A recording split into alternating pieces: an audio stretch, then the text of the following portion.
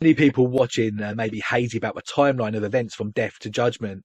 Walk us through that timeline in terms of what happens when we die. Where do we go, and then what happens next?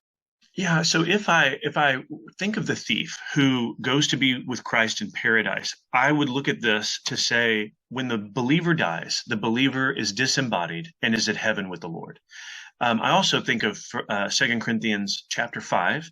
2 Corinthians 5 teaches that when we are absent from our body, we are present with the Lord himself. And we await the eternal dwelling, our bodies, having set aside the earthly dwelling, our tent at death, we will be raised immortal. Now, I'm combining several texts there in order to say believers are on good biblical grounds to believe that when we die, we go to heaven to be with the Lord. Now, the same would imply for the unrighteous in the opposite sense, where they would die and they would be in the presence of the Lord's judgment or displeasure. They would not know his peace, his life, his blessing. Instead, they're like the rich man in Luke 16, who is in a place of agony and dishonor and judgment.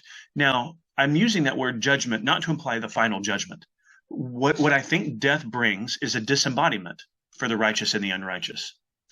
But what your question requires us to think through is, but what about the return of Christ? What will that mean for the righteous and the unrighteous? Well, it will mean resurrection.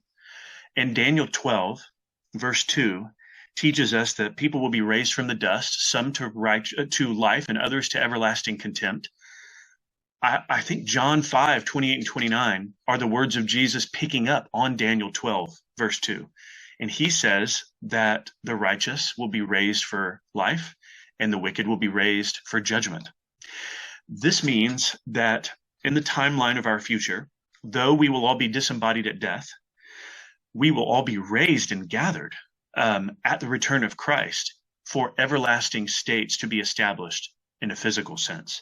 Now, I know that some eschatological views will bring some tweaking on the timeline here because the end times, the subject and the timing of Christ's return and resurrection, these are a matter of great interest and certainly widespread dispute.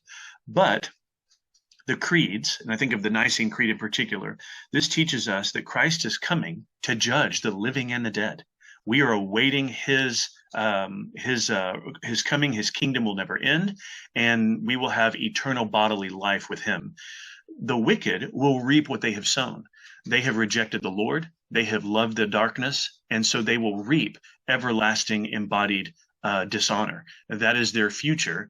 And the Lord will, in my understanding of the timeline, the Lord will bring these states to an eternal status at the return of his son. And we don't know the day or the hour of Christ's return. So there's probably a lot connected to those timeline eschatology discussions, but that's at least a way that I see it at this point.